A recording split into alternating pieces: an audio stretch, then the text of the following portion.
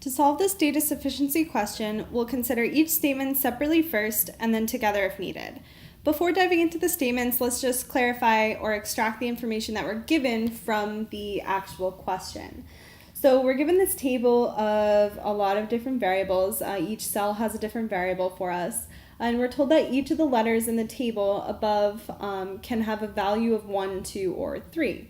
And each row can only have exactly one of each of these numbers, and the same is true for each column. So this essentially means that when we're trying to figure out values for these variables, that we can only have 1, 1, 1, 2, and 1, 3 in each respective row and each respective column. So that limits us a lot, but let's go ahead and take a look at what the question is asking. We're asked, what is the value of f? So f is really what we're interested in here, this guy right there. This automatically means that,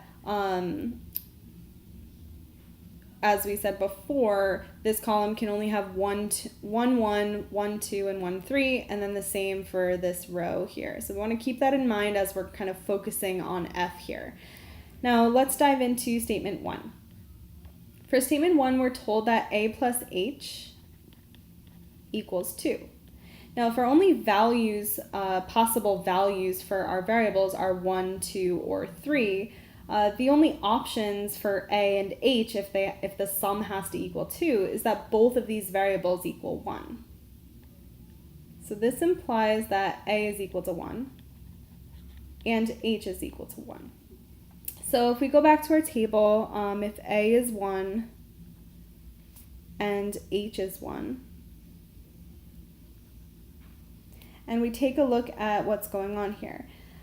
We know for a fact that we can't have any more 1s in this column right here. We can't have any more 1s in this column. And if we look at our rows, we can't have any more 1s in this row. And we also can't have any more 1s in this row.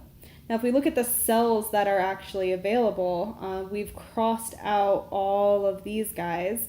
We've also crossed out these in that they can't have 1s. And the only open cell is F.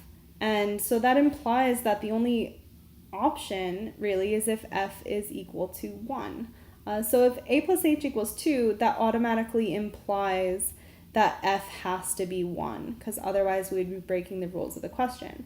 So this statement alone is sufficient. We were able to determine the value of f just based off of the given information. So we can actually eliminate answer choices B, C, and E, and we're left with A or D.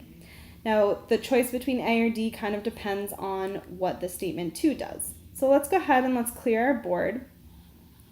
And let's take a look at what we can conclude from statement 2. Statement 2 tells us C plus D plus E equals 5. Now, we actually have a couple options here.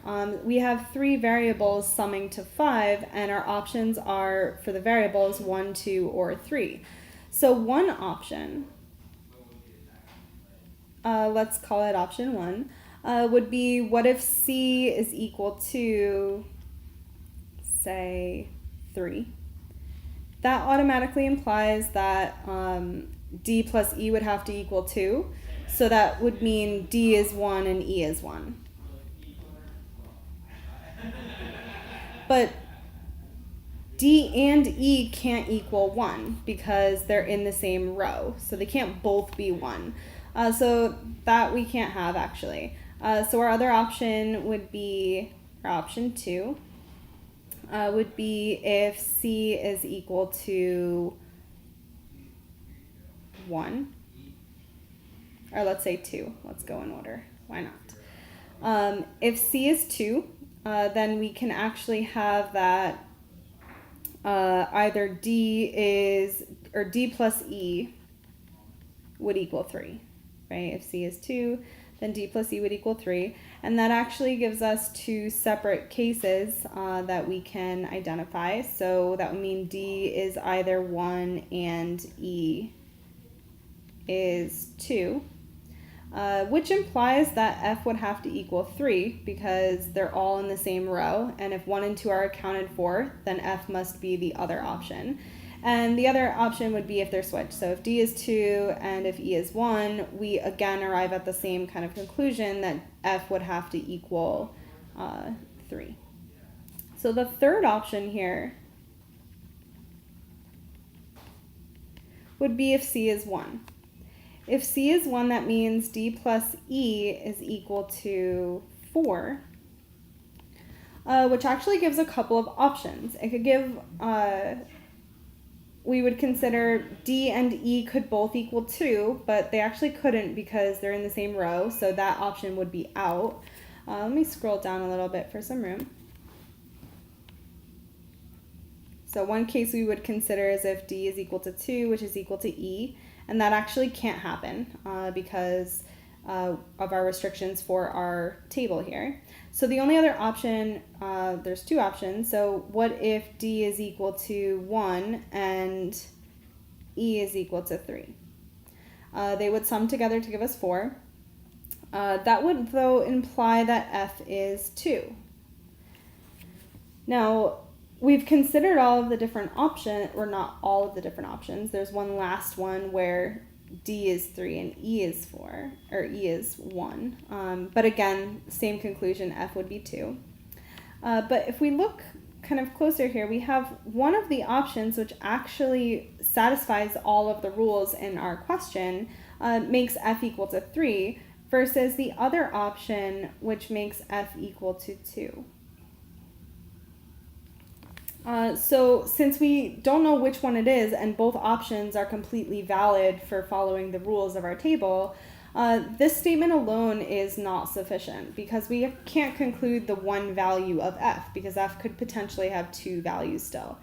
So statement 2 alone is not sufficient, and we can eliminate answer choice D, and the final answer would be answer choice A. Statement 1 alone is sufficient, but statement 2 alone is not sufficient.